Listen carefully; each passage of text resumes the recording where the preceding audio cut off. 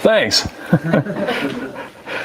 Sue, as some of you may know, was one of our public humanities awardees just a couple years ago, and there are only a handful of those, and she is more than deserving. And it's always an honor and a pleasure to work with Sue and everyone here at the Western Illinois Museum. They have done a tremendous amount of work on this program, Sue as well as Karen and Donna, and we appreciate that enormously. Thanks also to our Director of Statewide Programs, Firuz Abu-Ghazaleh, for all of the help and support and for being here this evening. Really appreciate it, Firuz. Thank you.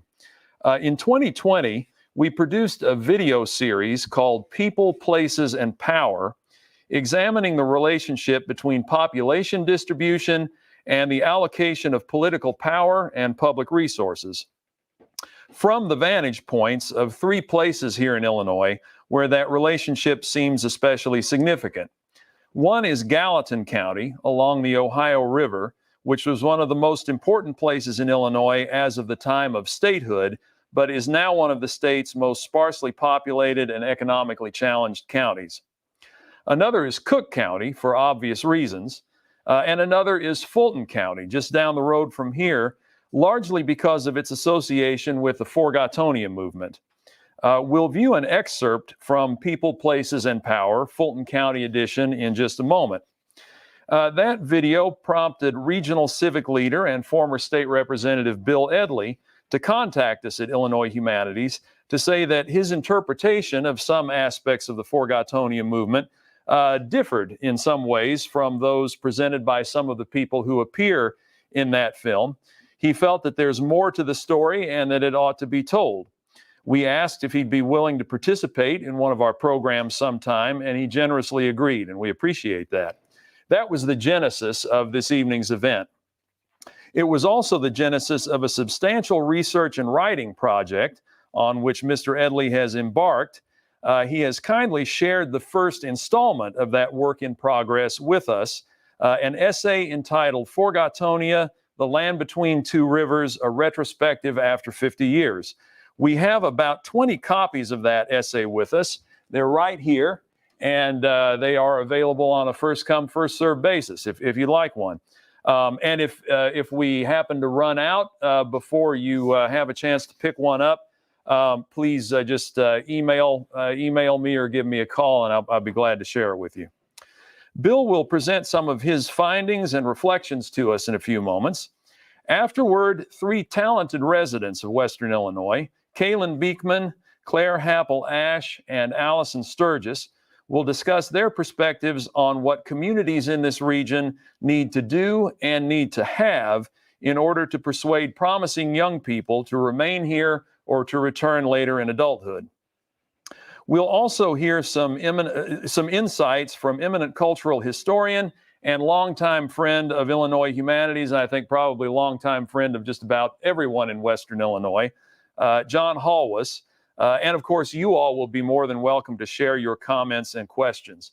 We're very grateful to all of our speakers. Just for clarification, they're all speaking on their own behalf, and their opinions are their own. And you're welcome to express your opinions as well. We'll start, however. Oh, let me just mention one thing about the printed programs. All of everything that I just described is outlined in your printed programs. You'll notice that we decided to make the printed programs double as a puzzle, kind of a brain teaser for you to work through in case you need some additional mental stimulation. My fault entirely, because I was racing at the last minute to get things done. The printed program got a little out of alignment, as you might have noticed. So you can enjoy working your way through there and finding what you're interested in. We'll start in just a moment with a segment from People, Places, and Power, Fulton County edition, in which Joe Brewer, who is here with us, director of Cuba High School's remarkable Forgottonia project, provides an overview of the Forgottonia story. If you're interested in viewing that entire video, you'll find it on the Illinois Humanities YouTube channel. One additional comment: while we're discussing people who have too often been forgotten, let's remember the many indigenous people who've lived in this region over the years, ranging from those who created what we now call Dixon Mounds in the Mississippian era to Native Americans of the Illinois Confederation, among many others. Many of these people were forced or coerced to leave the places that they considered home, and we want to honor their legacies, express our best regards for their descendants, and endeavor to learn from what they can teach us. Now here's Mr. Brewer to teach us about Forgottonia.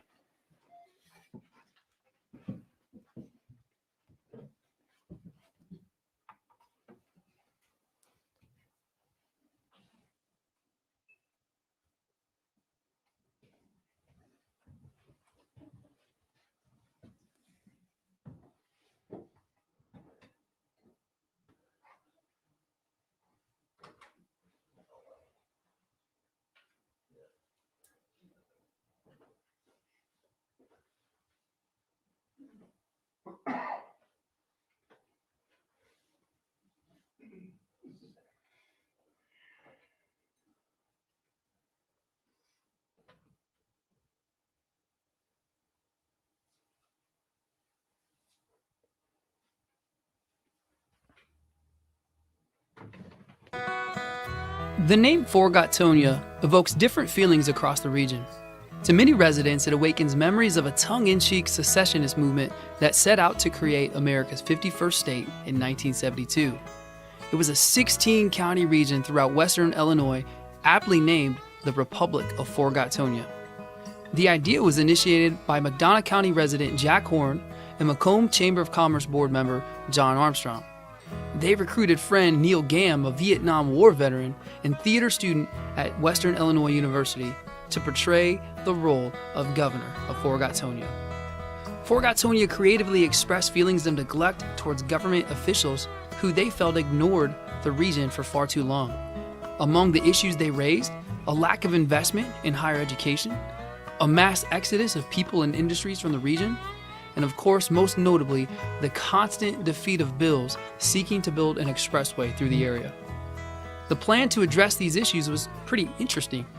Forgottonia would secede from the Union, declare war, then surrender before the war ever happened. Finally, they would apply for foreign aid in order to bring in those funds so desperately needed. Gamm and friends even created a state flag, a simple white flag which symbolized their intention to surrender.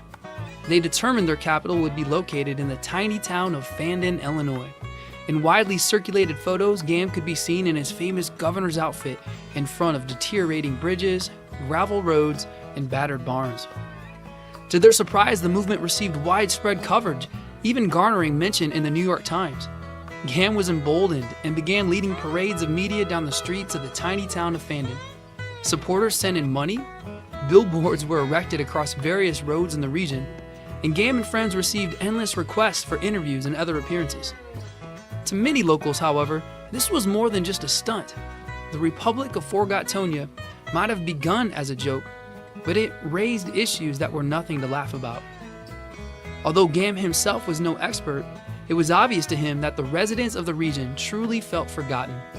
In an interview with the McDonough Times in 2011, Gamm said, "People were frustrated. They needed someone to speak for them, and they thought I was it. In a way, I was. At least I got their opinions out there. People just didn't have a voice." Unfortunately, the stunt began to unravel. Forgottonia ultimately never received the help they sought and eventually abandoned its independence movement. Although some claim the Forgottonia movement was nothing more than a joke, one could argue that it did accomplish what it set out to do. Transportation eventually came to the area with the return of the Amtrak train and the gradual improvement of the highway system.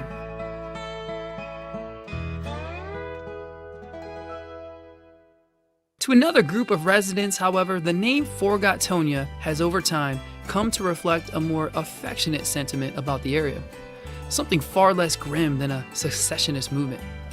Locals have restored the name to be more of a reference to the rich culture, the wildlife, and terrain found only throughout this 16-county region. Additional features that set this area apart include its extensive history, iconic imagery, and distinguished institutions of learning. Perhaps the recently opened Forgottonia Brewery best demonstrates the growing fondness many residents have come to associate with the name Forgottonia.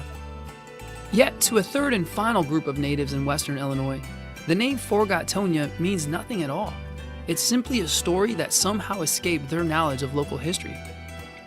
As a history teacher, I find that most of my students in Cuba High School are categorized in this last group of folks that just simply never heard of the Forgottonia story. Located in the center of rural Fulton County, one of the 16 counties making up Forgottonia, my students and I at Cuba High School set out to explore how this Forgottonia movement resonates with a new generation today. This is where the Forgottonia Project was born. The Forgottonia Project seeks to examine the social problems that face rural America. Students begin by asking tough questions about some of the problems they see in their own communities. To help better understand how to address them, our high school students here in Cuba, Illinois, are recording their own podcast conversations with some impressive, informed experts. It's inspiring to see students tackle these issues head-on and engage with experts who don't typically have an opportunity to communicate with a rural high school audience. Put simply, if we are serious about addressing this new generation of issues facing Forgottonia, then we must take seriously our efforts to invest in the youth who inherit these problems. Who knows, maybe there is a young person today growing up in one of these forgotten places who will be the next to initiate their own Forgottonia movement.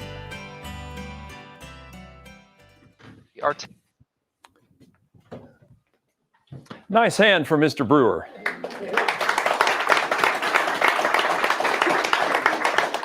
You'll find Bill Edley's impressive bio in your printed programs. You'll also find the illustrations for his presentation. And please welcome Bill Edley.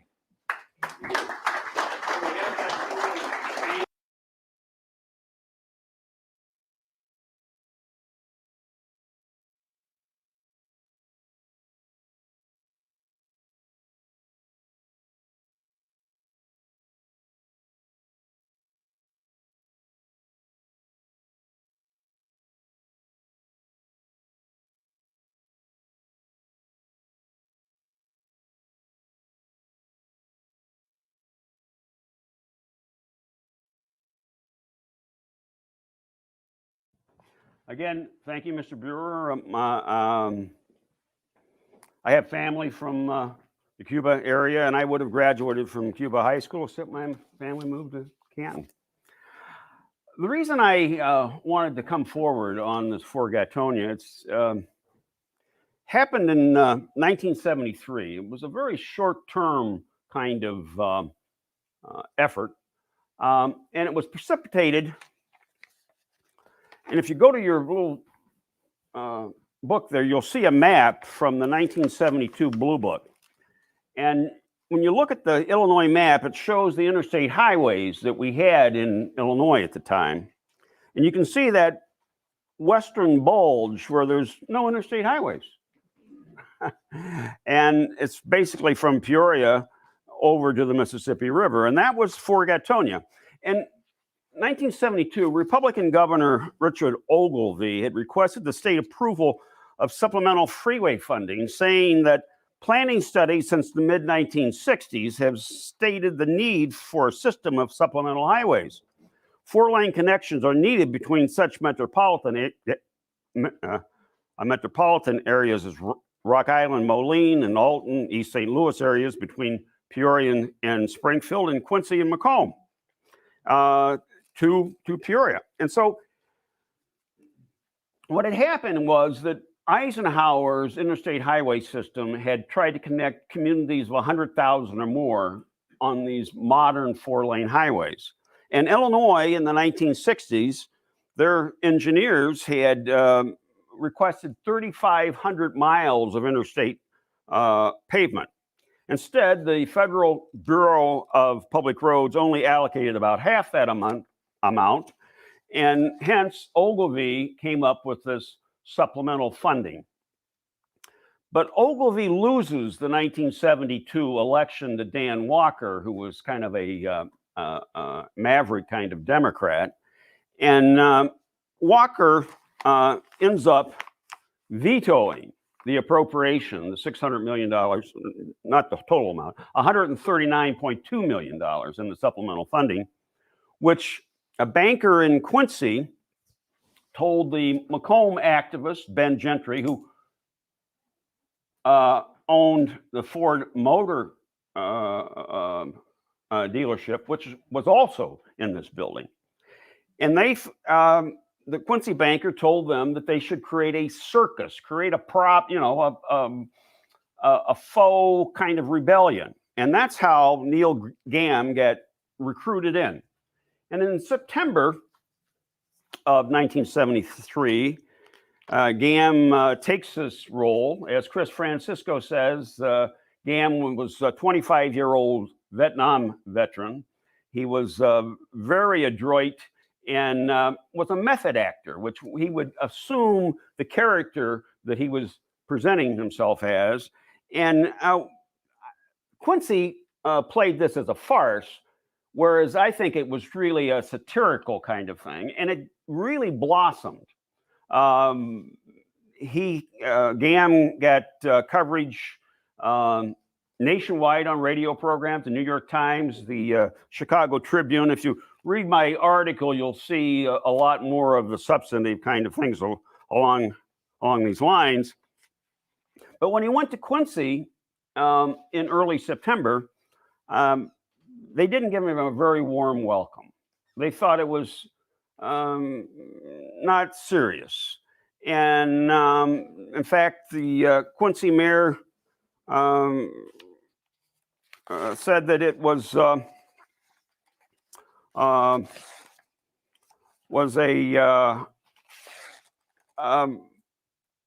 sophomoric kind of presentation. Gamm said that at this Quincy press conference that we are a land of 10,000 square miles and a population of 400,000, larger in area than 6 states. Forgottonia is a land without interstate highways, making it a land of assets without access, unlike other areas nationwide of our size. Bruce Biagini, who I spoke with here in September, said that Macomb's transportation were Quincy's stepchild. Building US 67 to 4-lane standards from the Quad Cities of St. Louis really wasn't a priority for Quincy. And interestingly, the Quincy banker that had enticed Jack Horn, who owned the Coke bottling company, to name Forgottonia, to name this movement Forgottonia, didn't want to be associated with it. And Bruce says, I think Quincy's highway committee used Macomb's Forgottonia movement so they could sell their Central Illinois Expressway from Springfield to Quincy. I don't think they had any intentions of worrying about building US 67 from Macomb to Jacksonville and on to St. Louis. And I will say that when I was Chamber of Commerce president in 1985, years more than a decade after this Forgottonia movement, people here in Macomb were thinking that if they supported the CIE funding, which wasn't federal funding, it was Build Illinois funding, as Kent probably knows. Kent Slater, a former state rep from here, who happens to be here tonight. Thank you, Kent. That funding was a Build Illinois funding. It wasn't federal funding. And we supported that with the assurance that once that got funded and built, that Quincy would then support us on this US 67 from the Quad Cities through Monmouth and Macomb, on to Jacksonville, on to the Metro East area. But that didn't happen. And why I know that didn't happen is because when we passed the gas tax in 1989, I was a state representative at the time, and we got the funding for the highway from Macomb to Monmouth. It was about $100 million total, of which we'd already gotten about $25 million. I was able to get another $71 million, and we completed it. And then some future explanations of it. I will disclose what actually happened, but to cut to the chase, Madigan made sure that when the gas tax was implemented, that we got that money. And I had no idea that would trigger Tom Oakley and the Quincy people to then try to propose spending $300 million building a 4-lane highway from Quincy to Macomb, and that's what happened. And so Forgottonia,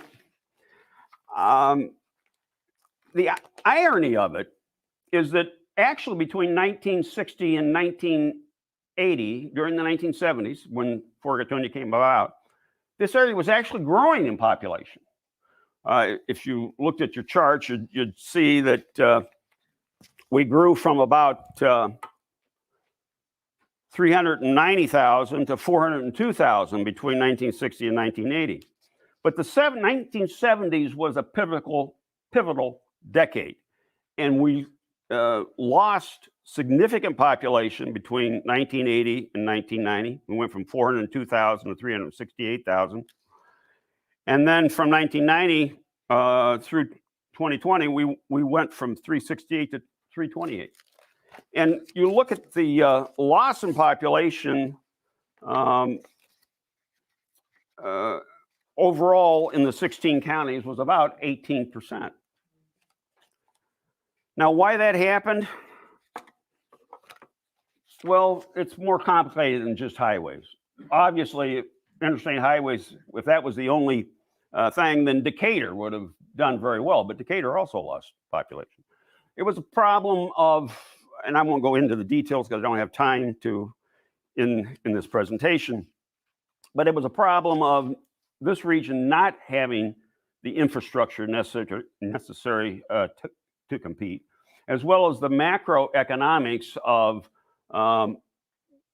the double dip recession in 1979, 1981, and the increase in interest rates, the strengthening of the dollar. In the early 1980s, we had 15 to 20% unemployment. Let me close on one thing that I think is misrepresented, that this area was forgotten by the major metropolitan areas. It wasn't really forgotten by the major metropolitan areas. In the 1970s, we had what was called cumulative voting in the House, in the state Senate. We had 59 legislative districts. Each district had one senator. Each district had 3 House members. One House member would be from the minority party, generally from that Senate district, and 2 House members would be from the majority party. In 1973, when this override vote was taken, Forgottonia was represented by 6 Republican House members and 6 Democratic House members. But when the vote was called in late October of 1973, it required 107 yay votes, 2/3, to override. And there were 81 voting yay, 77 voting no. But our own region, only one of the 6 Democrats voted to override. That was Sam McGrew from Knox County.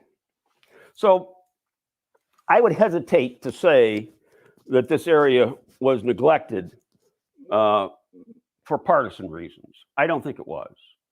I think that these highways, school funding, and things like that are really not Democrat or Republican issues.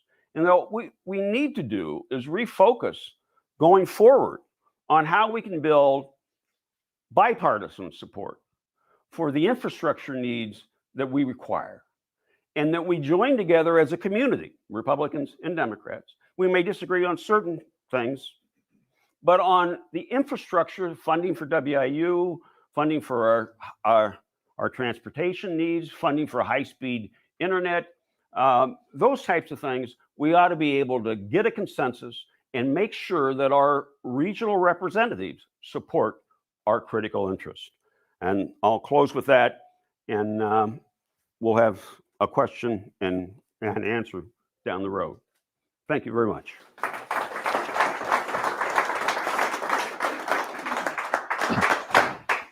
Thank you so much, Bill, for those really detailed and incisive insights. Really appreciate that.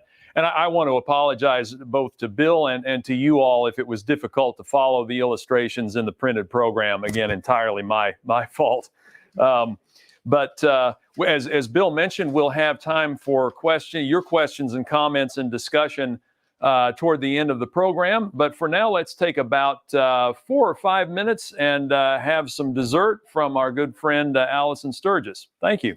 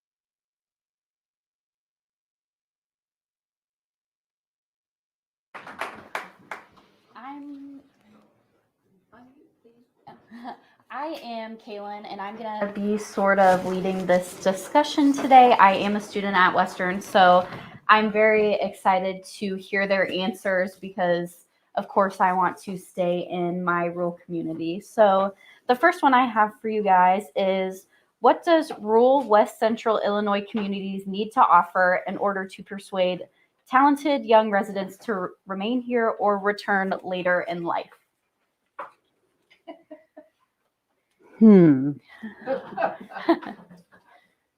I think they need to offer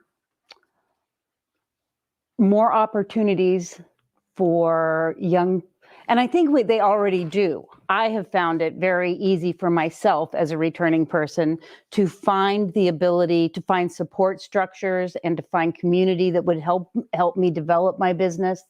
I'm not sure what it's like on the other end for younger people. Like, I can think of a lot of ideas that I was a corporate person for many years. I was a corporate person for Domino's Pizza for 30 plus years. And I fixed broken markets and was in a lot of big cities, Seattle, San Francisco, Baltimore.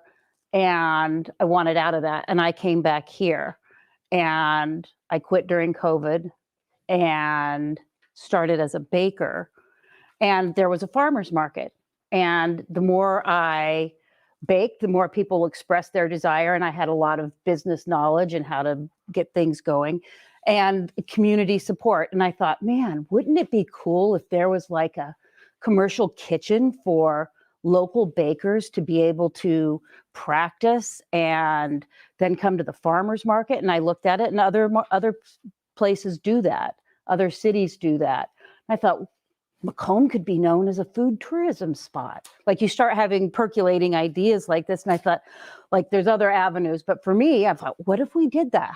How awesome would it be for the city of Macomb to become, out of I'm not going to say this disparagingly, a food desert, but to become a place that was known for food. And you could absolutely put that system in place for local people to be able to, young entrepreneurs, to practice and then sell their wares and maybe start their own business.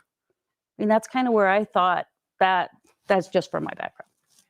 Yeah, it's interesting because from my background, I think it's like, make vibrant cultural and arts programs, and I think that's already happening here too. Cultural and arts programs are happening, but I think places like the Western Illinois Museum, someone like Sue thinks of the whole experience of what people have when they walk into these doors. And I always think more of that in restaurants and just all over town, not only that there are more music concerts or that there are more places like the museum, but that kind of more, that a lot of places think that way, think of making it vibrant in general. I agree. I think Macomb is starting to do a good job of this. We are gaining more businesses and more, like you said, of that vibrant vibe here. Like the Ice House just opened, and it's a very Chicago style, like just a place that people, young adults, want to be. And I feel like they're doing a really good job of incorporating that here. So yeah, that's kind of my student perspective. But the next question I have is, after returning to the region, what experiences, events, or opportunities have supported your choice to return? Were any of these unexpected? I would just say the community support, that, and the ability to, when you work in corporate America, you have a marketing department, you have an IT department, but you're at a very removed level. You're not at the local, you're macro instead of micro. And to be here, and for me, community's always been very important.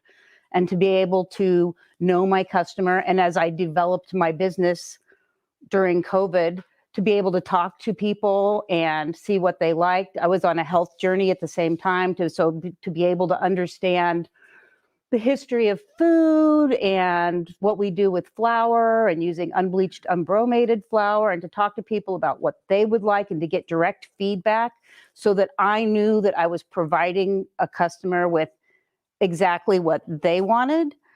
That that was unexpected for me. And that, I mean, I thought I was going to be selling things at the farmer's market for a couple of weeks while I decided what to do with my life.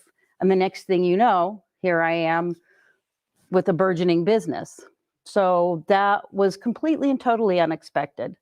Just the amount of community support and the community feedback and willingness to go. I don't think a lot of young people understand what community support looks like and feels like when you have had the absence of it.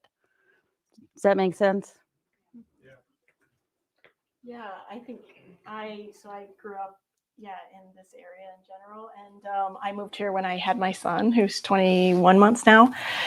And I thought of community support. I thought not support necessarily, but just community in general when in moving back. And in my childhood, the way I look back at it very fondly is that it was a place where I really trusted institutions. I trusted adults to have goodwill towards me and to be productive people mainly.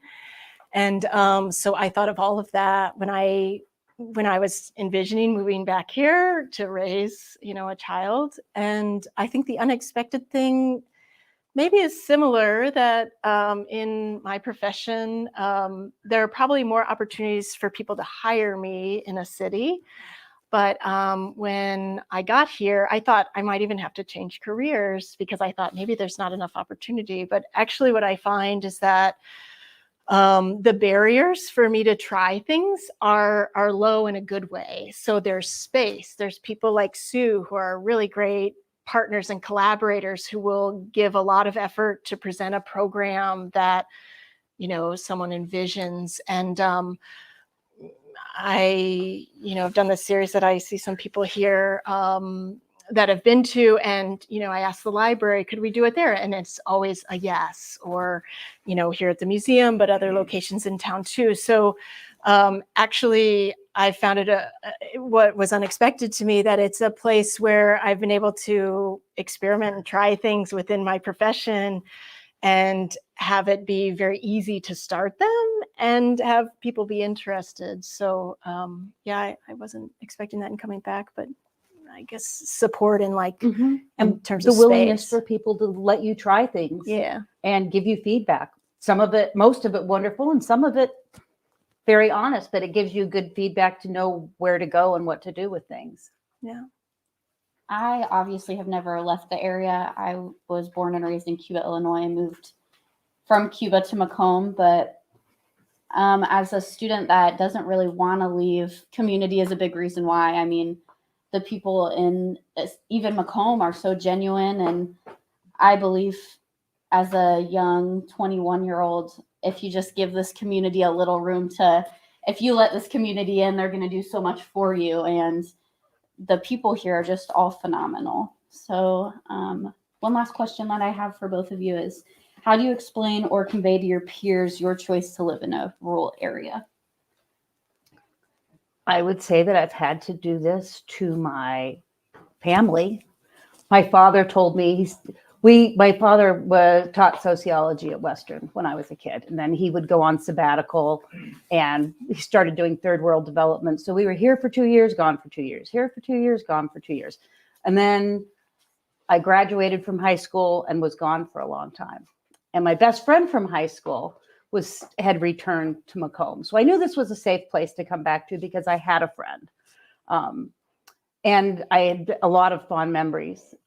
And my dad said, out of all of my kids, I never in a million years imagined that you would go back to Macomb, Illinois. And when I bought a house last spring, my sisters both said, are you sure you want to buy a house? Like, what are you doing? It's like, do you want to stay there? Like, maybe you want to come live in Utah with us, or maybe you want to go back to Las Vegas. And I had to say, no, I have community there. I have a good business. I have support. I have a train to Chicago. Don't get me wrong. There's, you still want to be, and the kind of baking I do, I have to drive to Peoria. I have to drive to Chicago. I have to drive all over, which gives me the opportunity to get out a little bit. But this is I don't want to move anywhere else. And I tell people there's everything that you need right here. I understand wanting to leave and experience other things. The big city's wonderful. I'm an international person. I enjoy all of those things, especially the food. But this is a safe space to grow old, to be who you want to be, and to be able to express yourself and have other people with you. So that's what I've told my family and my friends. I think, yeah, I don't know if I can, it is similar. I would say ease and security. Not that, as I live here, I see that there's a variety of experiences people have. And, it's not like people have no stress because it's a rural area. It's not like they're, some idyllic, but there are factors like you can go to the DMV and it takes, you get in line. You can walk in and walk out the same day. And I'm not spending 2 hours a day commuting, so I can spend time doing the things that I want to, or, if I want to teach, I can do it out of a home that we have rather than like a rental that's an hour from other people who might want those lessons. So I think ease and security, is easier for people in the arts probably here. Yeah. Well, that was my last question. And Do you have an answer for that? well, definitely being a college student here, it's a little tougher because there are a lot of people from big cities that are like, why do you love this town so much? Like, because I'm the biggest Western Illinois University advocate. I'm the biggest Macomb, Illinois advocate. I love my small town. And like I said, I love it here a lot because of the people. I mean, I feel like even just sitting here with you guys, I connect with you on a lot of different things because of my passion and my drive to be here. So, I mean, maybe my answer will change for that if I do leave and come back. Hopefully, I don't want that to be the case. Like I said, journalism and broadcasting is my major, and it's unfortunate that we don't have a news station here. So I will have to go someplace like Quincy or Peoria, but definitely staying around here is Travel is a wonderful thing. However, having a home base is a good thing too. Yep, and I'm hoping this small town of Macomb, Illinois will always be my home base. So yeah, that's all I have for you. Thank you. Many thanks to Claire and Kaylin and Allison. We really appreciate their contributions. Their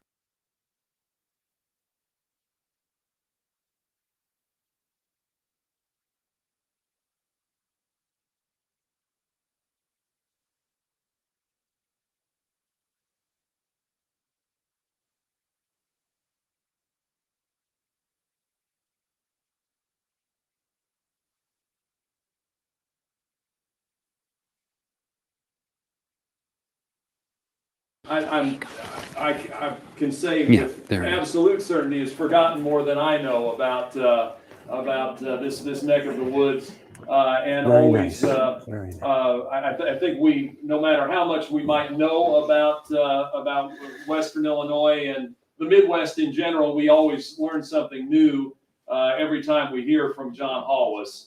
So please make John Hallwas welcome. Yeah.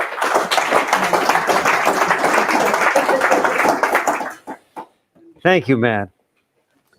And yes, wonderful comments by Bill Edley, who makes us realize how complex the whole Forgottonia movement was. And very nice, helpful comments by Kaylin and Claire and Allison.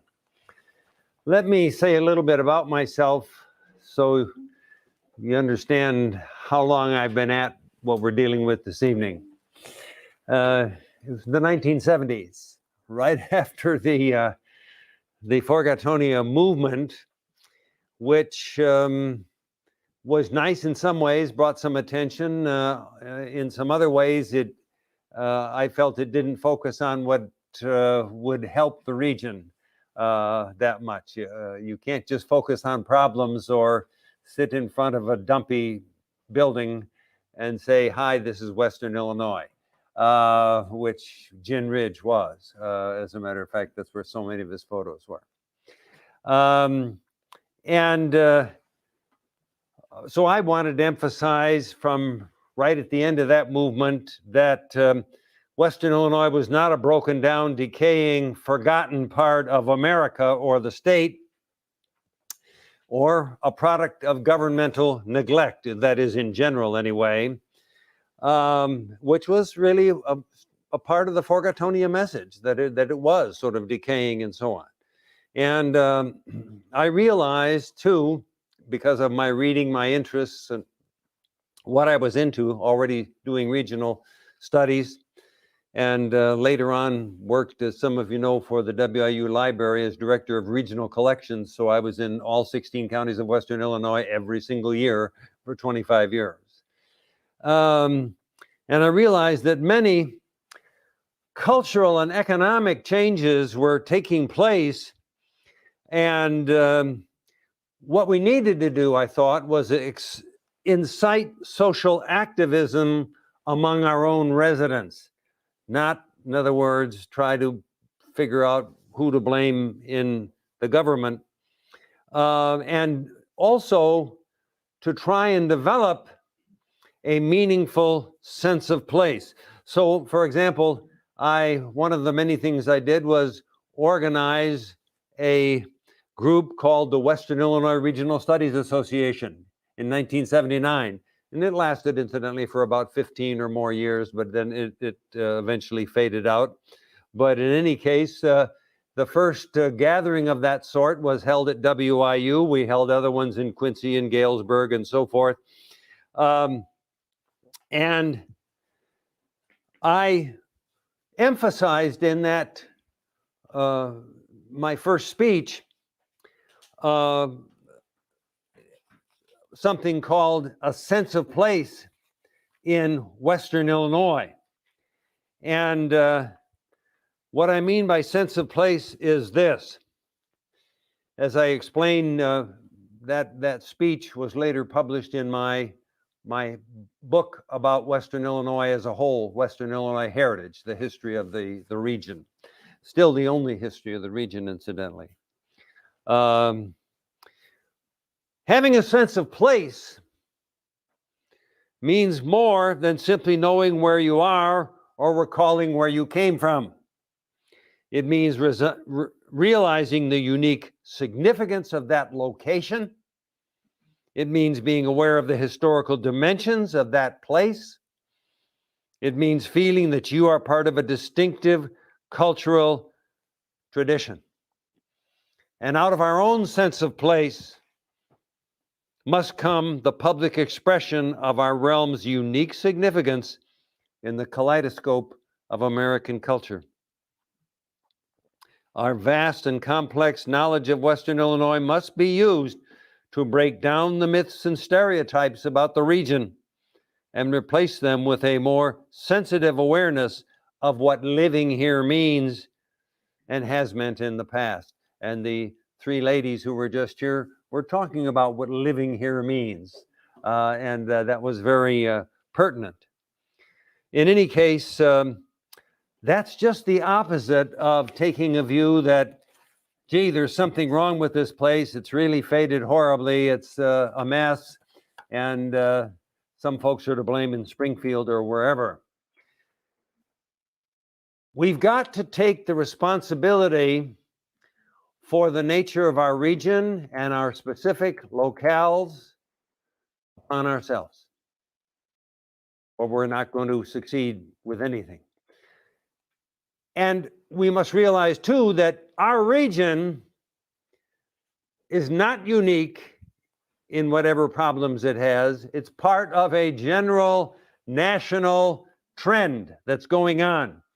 In earlier times, for example, local residents worked, shopped, worshiped, socialized all together more than today. But now many forces inhibit that in our lives. Forces like increased urbanization, increased mobility. In other words, 100 years ago, chances are that the town you were born in was the town that you died in. And the history of humanity, that was certainly true.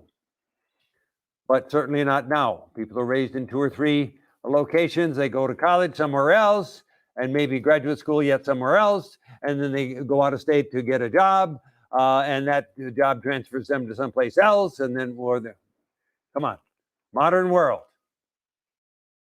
More than that, the rise of individualism. It's really about me. It's not about family, community, and so forth. Too many ways. Modern values are centered upon individualism. Rapid cultural change is another thing that has come along in our time. We've experienced more cultural change, and will in a single lifetime, more cultural change than other early human beings ever did. Electronic media is part of our lives, and it has non-local content that people spend their time with. Large chain stores. In other words, 100 years ago, people shopped in stores. They knew the owner. They knew the people who worked there. They walked in, they said hello, they chatted for a while, as well as shopped. And now you got Walmart. And even online shopping, which is now becoming so much more common. Don't even interact with anybody. And there's less social interaction in our daily lives. And what I'm talking about when I'm mentioning these things are things that have been discussed by other scholars in book after book after book after book. I mean, in fact, we've had some bestsellers on problems with people having any sense of belonging in America. And with all of that, those trends going on in recent generations, social trust is also down by another, in the last 50, 60 years, down another 35%. People don't trust the folks that they live with. 100 years ago, or 50, 60 years ago, in a small town especially, people would know virtually everybody there, would relate to them, and sort of regard many of them as sort of extensions of the family. And now that's much more rare situation. And so social problems generally increase as a result of those factors that I've just mentioned. So we must maintain and increase the quality of life in our communities by fostering a strong sense of place. And that means promoting social interaction and social appreciation,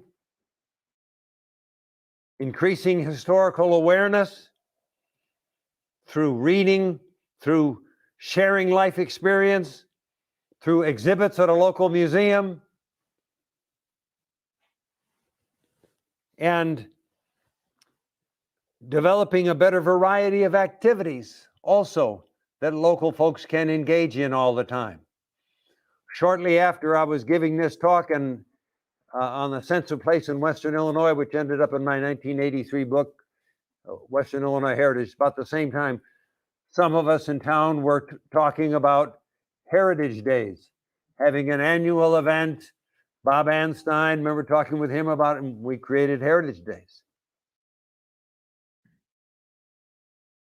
So create activities that help create a sense of community. And of course, we need to guide town growth in positive directions also, which the 3 ladies were just making good suggestions about here too. Let me mention just a few things. They were talking about their experience that my wife and I have done that are examples of this kind of thing because we're both so conscious of this situation.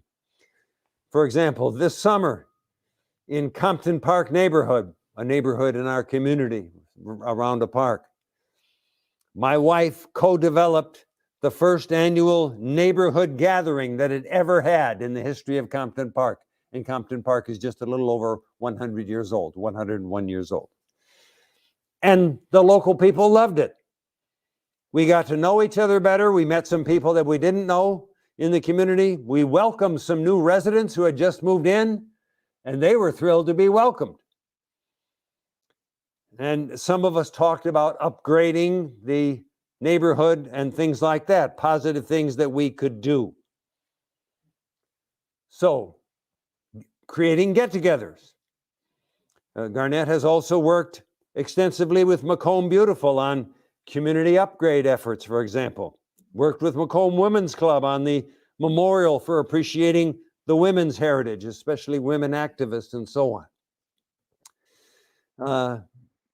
I've been involved in the life, as some of you know, a few of you have been in my classes with life adult education, that brings people together and helps them grow, especially older folks. Most of the people who take life classes are older folks, but not all of them. And how to grow inwardly, function better as you age, things like that. That's something I've been involved in for a long time, since the very beginning. The Macomb Community Foundation, another thing that I co-founded.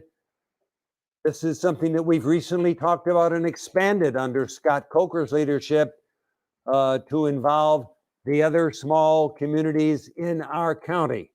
So it isn't the Macomb, it's now, as of this year, as of right now, the McDonough County Community Foundation. Foster, in other words, I've been involved in this kind of thing for a long time. My books and articles and so forth related to Western Illinois are intended to foster a deeper sense of place here. And I'm now working, for example, right now with the WIU Library on a new outreach program. We've got to be outreaching into our region. We haven't been doing that very well from WIU, sorry, in recent years. We once did that enormously, as a matter of fact. In fact, I have another TV show that's a new one that's going to be shown in about a month or so. It should be done. And it's about early Western, the early decades, and the relationships to the region and the fostering of a sense of community in Macomb and in the region through WIU, something we've lost track of. But our early leaders in WIU were centered on that. But we've got to do that. We've got, for example, a new performing arts building that's supposed to be opened in about September of 2025. And as I've said to several different leaders, privately talking with them, that's got to become a regional center. Not the Macomb Center, not the WIU Center. Yes, it's at WIU. We've got to view it as a regional center. So, I'm working with the WIU Library as a retired volunteer to bring people to the campus, especially to the library, but to other areas also, including Joe Brewer's class, who's come a couple of times, high school students. Here we have so many things that can motivate students, activate them, and so forth, get them involved in projects. We need to encourage them to come. And Joe's been a wonderful standard bearer for showing how to do that with his class in Cuba High School, his history class. But also we've been bringing in leaders of regional historical societies, for example, twice a year, have just started to come in to the library, into the archives in particular, where we are the official gathering place of records and so forth, public records from throughout the entire region. And librarians also, we brought in regional librarians, and that group is getting larger every time we do it. Coming in and getting to know each other, getting to know the region, exchanging ideas and so forth, and feeling in the process, a deeper sense of belonging. So just some examples of some of the kinds of things we can do to extend ourselves into the community. Another thing, we're talking about bringing young people and getting them involved so that they understand the region, appreciate the region, feel part of the region, and hence might stay in the region. We've got Local History Day here in Macomb, don't we? Early fall every year, sure. Started by archivist Kathy Nichols and the WIU archives. Local History Day for 6th graders. So coming up with new ideas to involve young people so they realize, gee, I'm a part of an interesting place. I didn't realize all that was true about here. Besides that, I just met the mayor who took me through City Hall, because Mike is very much involved in helping with Local History Day. We must make our communities engaging for younger people who are raised here. If we want them, or most of them at least, to stay in Macomb, help them achieve a deeper awareness of the local and regional past, which is crucial for achieving a sense of meaningful belonging.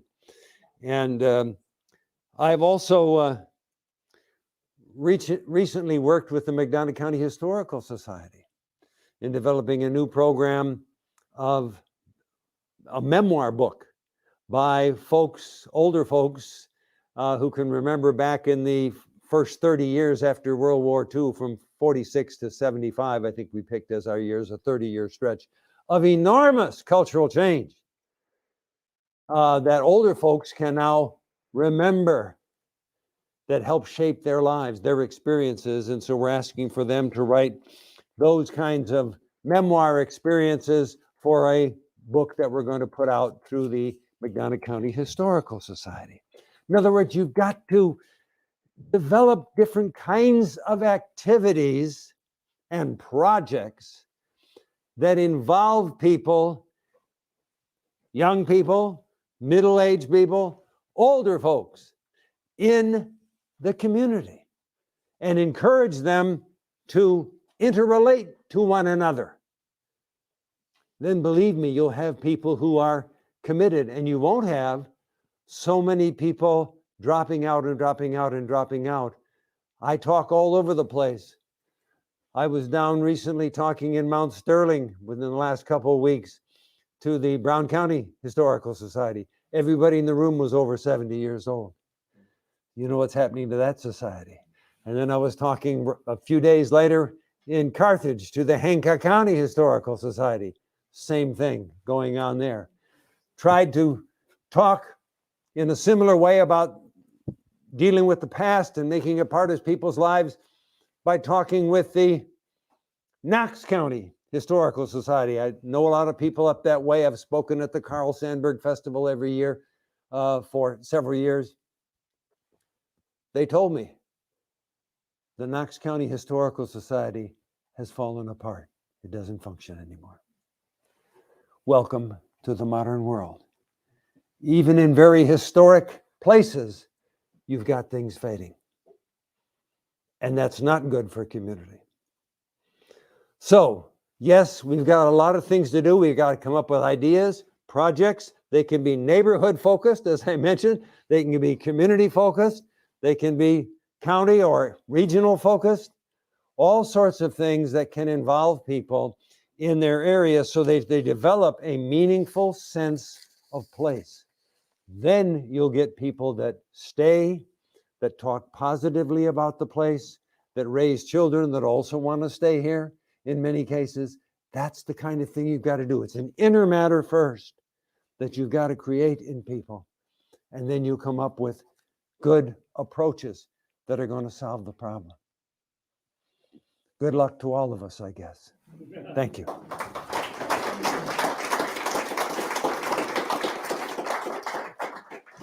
Thank you, Professor Hallwas. We really appreciate it.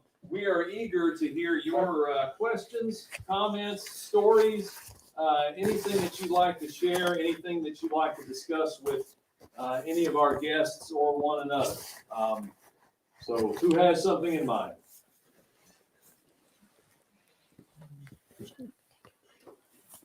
Yeah. Well, I'll speak. So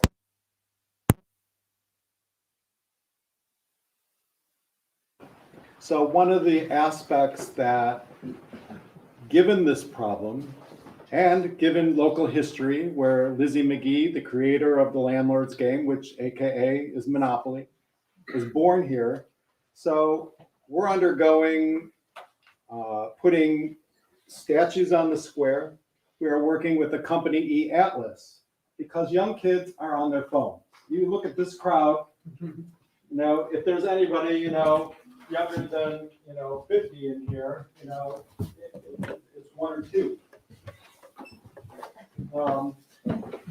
It's not a lot. So what we are doing is we're developing a largest Monopoly game to be played on. Monopoly Go is big on the phone, so you could really take off on that. Well, that's what we're doing. You're going to be able to play because Lizzie is picking up on PBS stations. We just had PBS out of Quad Cities here today talking to us about that. But it's engaging young people to be in Macomb, to be in our downtown square, to play. You will be able to get trivia questions, whether it's bring a little history in about the McGee family, whether it's right, and it's virtual. It's on your phone, but there will be places to go. You will be able to roll dice, move a couple places down the sidewalk, and there'll be trivia questions. There'll be take selfies. There'll be a stand-up jail that you can get behind the bars and take a selfie picture and post it out there.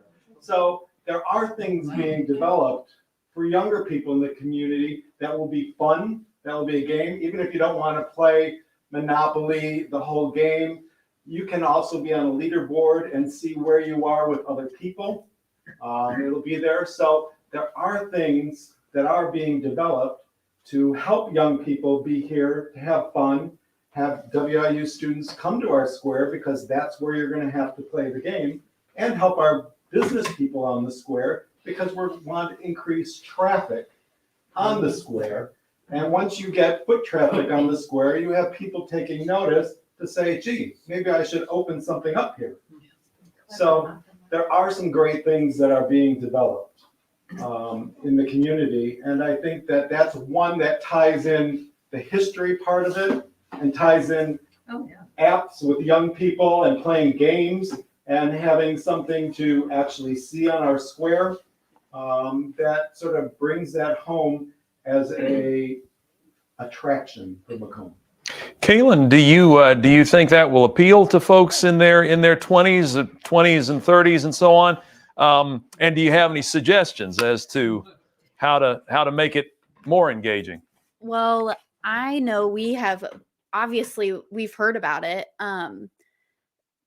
Definitely, even within Western, there's a new building in the basement of the Union that's free to all students. It has a touch tunes. It has sort like pool, and it's a free place where students can go during the day. And at first, students weren't aware of it, but once they had that knowledge, I see people in there all the time. People are hanging out there.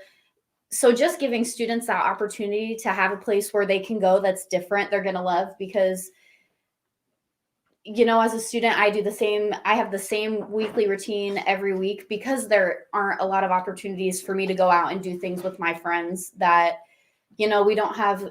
Just the bowling alley pretty much is where we go to sort of do an activity. So I think especially making it virtual, you will appeal to a lot more of the student body here in Macomb.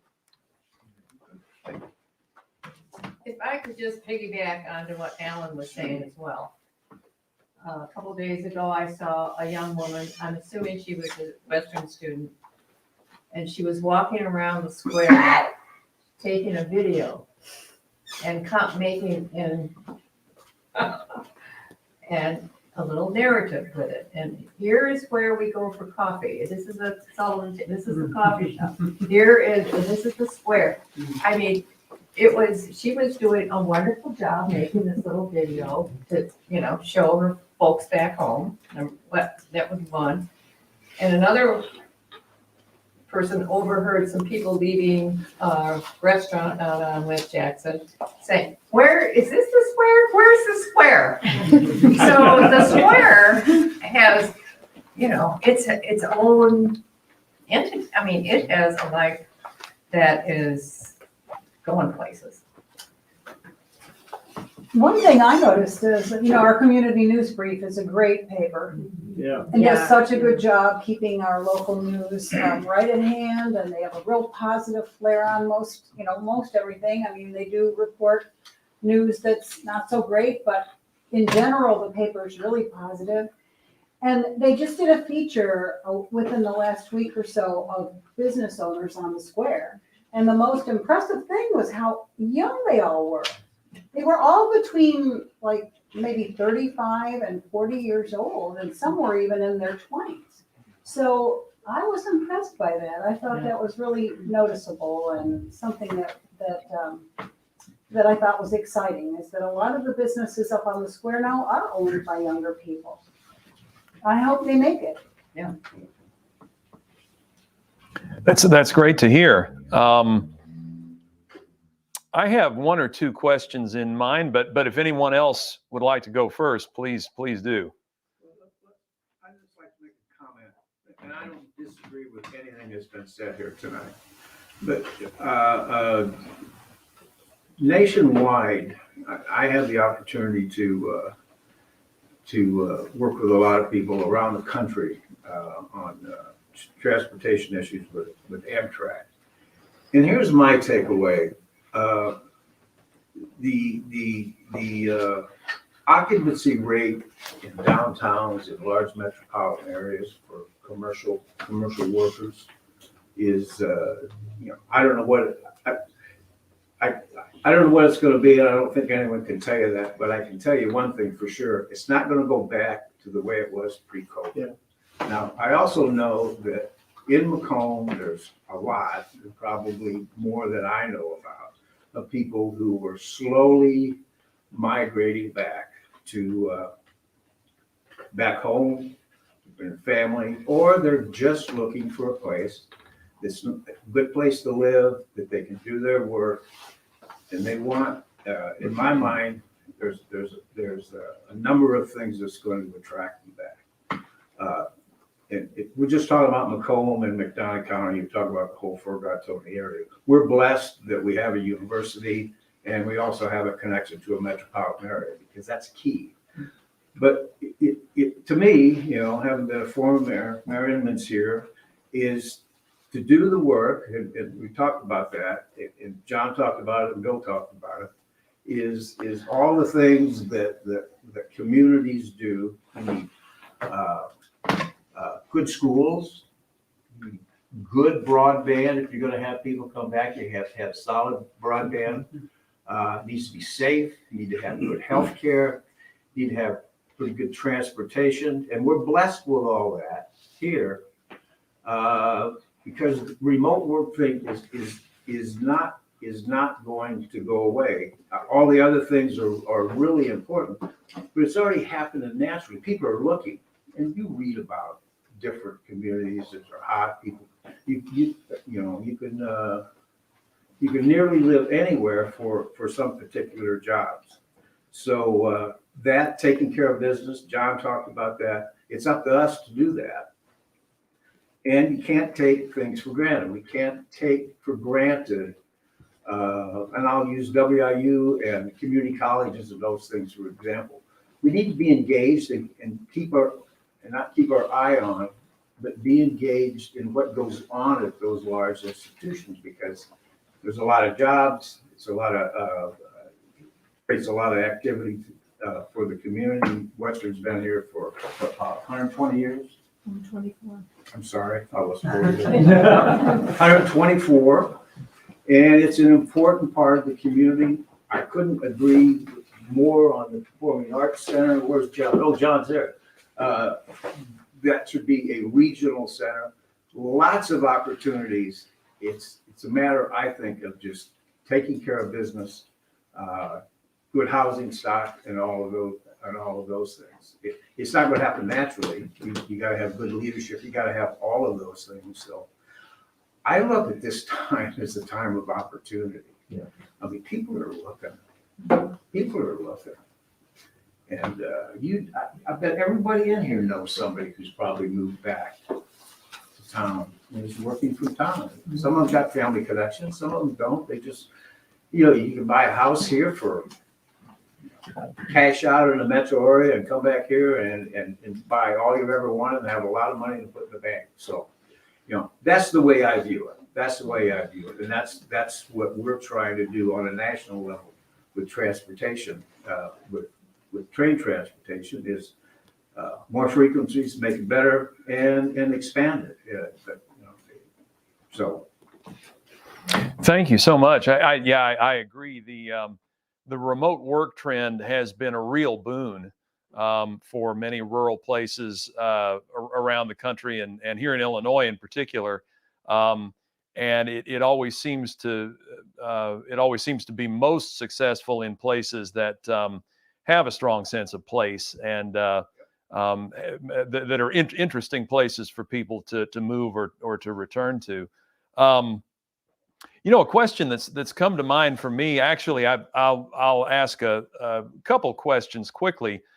One is, one important community here in Western Illinois, or actually there are quite a number of these communities here in Western Illinois are recently arrived immigrant populations.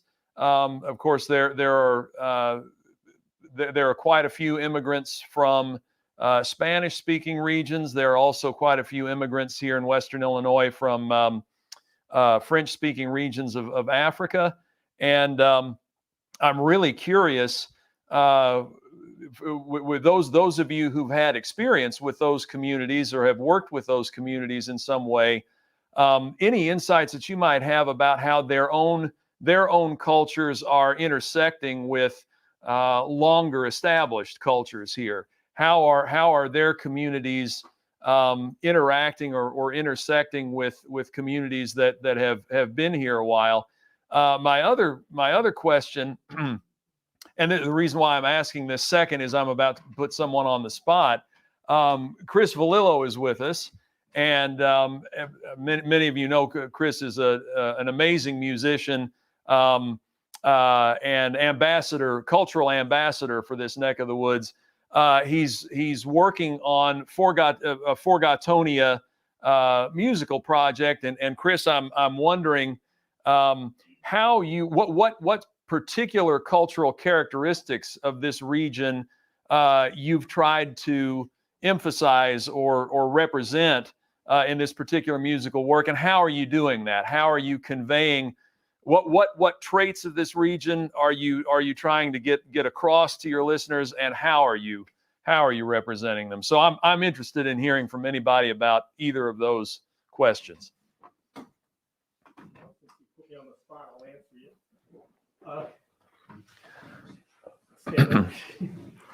I moved here in 1976. I was hired as a staff archaeologist at Western Illinois University to do salvage archaeology on what would become the Kansas City-Chicago Expressway. So I like to think I came in on the first wave of funding as a result of the Forgottonia movement. I just fell in love with the region. In 1976, the small communities were still vibrant. You could tell that their time was going short, but every town was still active. They had their meat and free cafes. They had a sense of community that you couldn't find in a major urban center. And all of that really resonated with me. And after a few years of doing archaeology, I gave that up to become a musician. And what this region gave to me, not only was an artistic muse about the region itself, but it gave me the freedom to pursue music in a serious way, not just have to go out and play cover songs in a bar. And that really affected everything I've done. So the show that I'm doing now, I've tried to select from music that I've written in the past 35 years about this region and represent that through a song cycle of music. But then the part that's going to hold it all together, and this is the part I'm still trying to finesse, it's the stories. It's always the stories of the people that are the glue that holds all these projects together. And I think it's the glue that holds our communities together. There's just a richness in that that has really resonated with me. And I've turned to some of the older resources that we have, the old Tales for Two Rivers book. John, I believe you edited those. Those are incredible resources that gave me insights into people's lives, past and present. I was able to be involved in folklore work where I spoke with people firsthand. And we have an incredibly rich and diverse region. I just want to say one last thing to Tom's comment. My daughter Maggie will graduate from Loyola this June or this May, and she's planning on returning to Macomb and working remotely. I hope it works well, but that is happening already, and I think that is going to be our future. Thank you, Chris. Any thoughts either in response to what Chris has said or this question about how immigrant cultures are interacting or intersecting with longer established cultures in this part of the country? Aaron would be a good person to speak to that. Put you on the spot. Oh, thanks.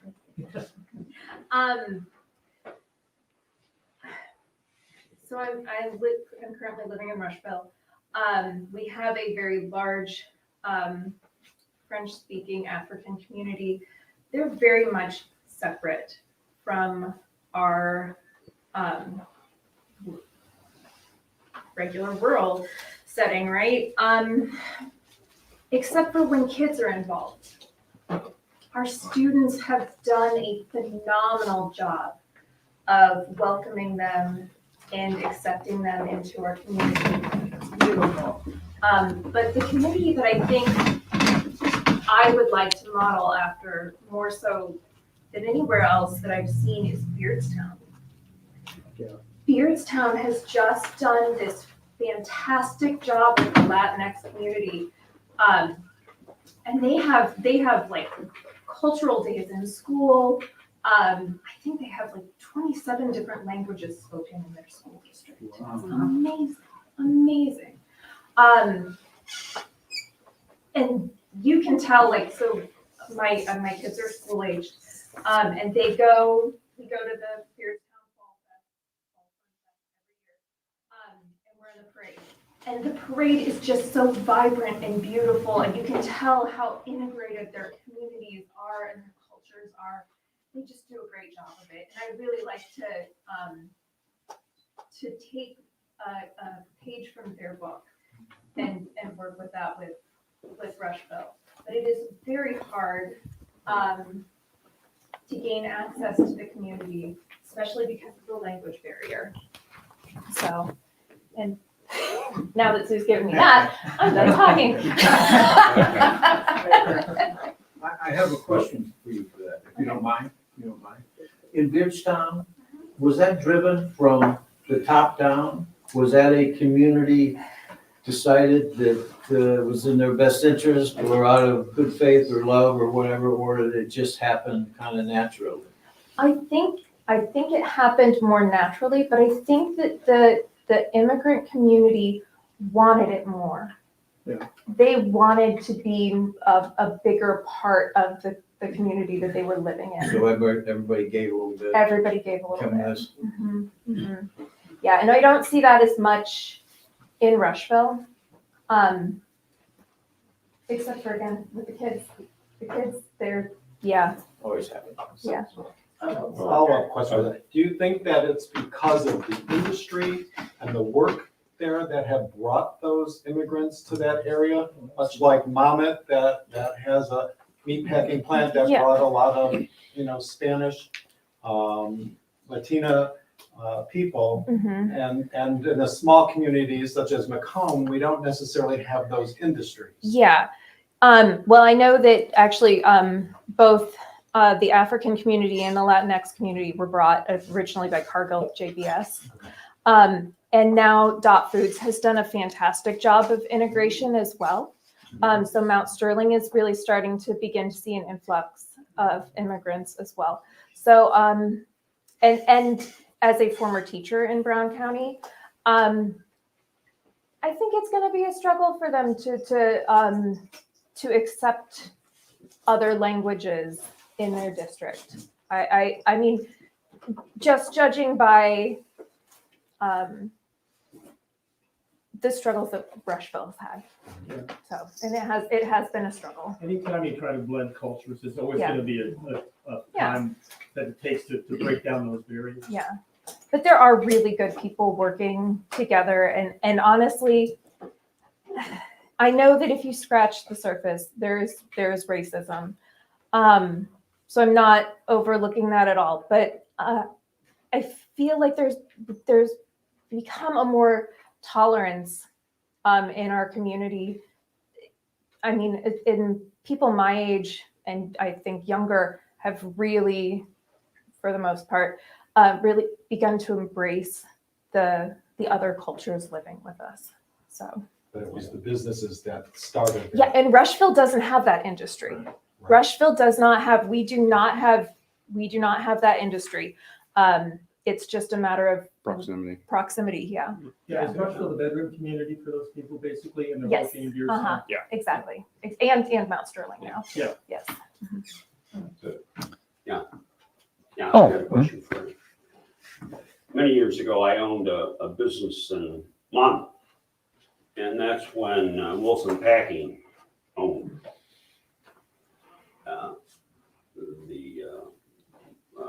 the meat packing industry. And they were at that time paying about $11 an hour. And they ended up closing the plant, and IDP opened it up, and they started paying $5.50 an hour. Right? So do you think that maybe some of this animosity that people feel is that the jobs that they had at higher wages are now being taken by immigrants who will accept lower wages? It's not a racism question. It's an economic question.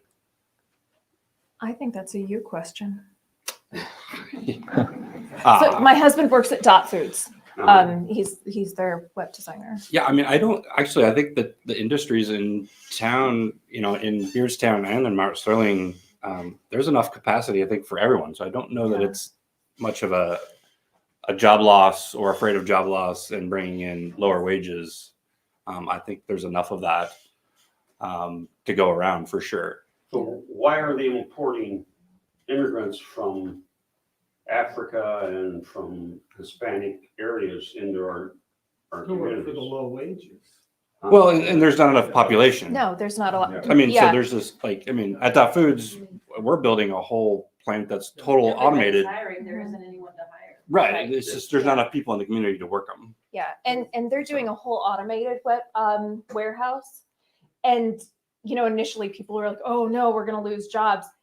They built the automated warehouse because they don't have enough workers. Yeah, I mean, It's not. But, speaking of an economic point, the other option is to pay higher wages and we get more workers. I think Dot does pay good wages. The wages at Smithfield and Monmouth are very competitive with any other industry, and I think CBS and DOT all fall in that it's not $5.50 an hour. No, that was 40 years ago, but that's what happened. But I know that's what happened. But you can make a decent living working for Smithfield and JBS. The problem is that it's the kind of work that I don't want to go in and kill hogs all day. Basically, I mean, that's reality. There's lots of people. I know several people that work their way through the system that they work for all the different ownerships of the plant in Monmouth. Now it's owned by Smithfield, but they make very good livings up there. There's room for advancement. There's just no workers. When you need 1,000 people to work in a population, and even in the Galesburg, Monmouth area, there's not enough workers for that plant. And Beardstown's isolated out in the basically hadn't been that many years ago when it wasn't a town of 6,000 people or whatever it is today. I can remember taking hogs to Oscar way back when. And it's been through the different names too. I certainly don't want to close off the conversation artificially, but I know we probably do need to adjourn soon. So sorry to interrupt the train of thought, but any last comments or questions on any of the themes that we've touched on? I know that there have been many. Chris, you had a hand up. Well, it was just in the conversation where we're at. I was in Rushville when Beardstown, it was a union plant. They struck for higher wages and they shut down the plant. Then they reopened and offered exceedingly low wages, and that's when they began to import Hispanic initially workers and then Tongans. Right. Yeah. But Bill's point was right on the mark. Initially, it was economically driven, and communities were forced to accept these workers. And the initial years were rough. Oh, yeah. There was some definite conflict, and it's beautiful to see that it's resolved and moving forward.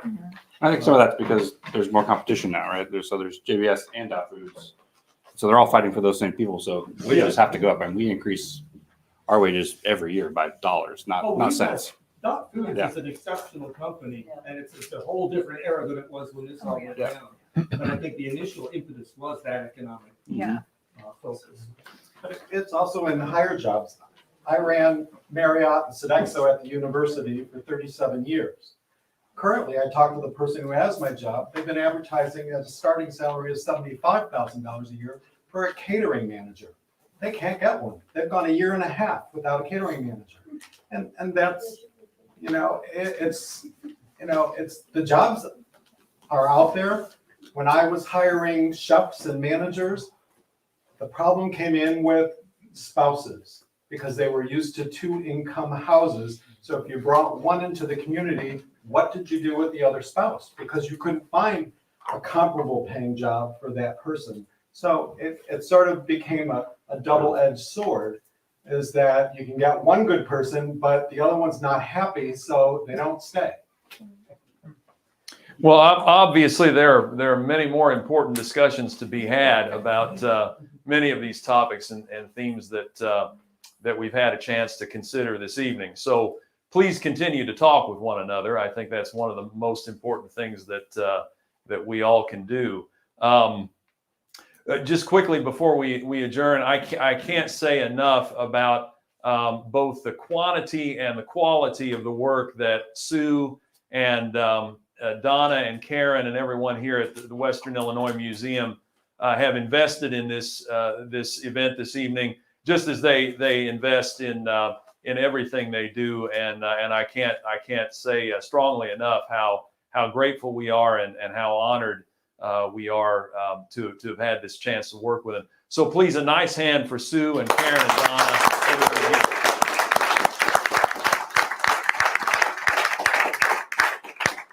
We will, if you've shared your email address with us, we will send you an audience survey.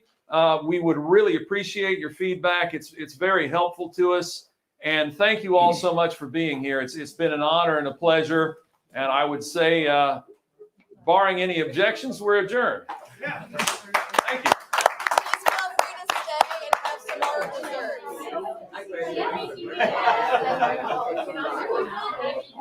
We love our small little community.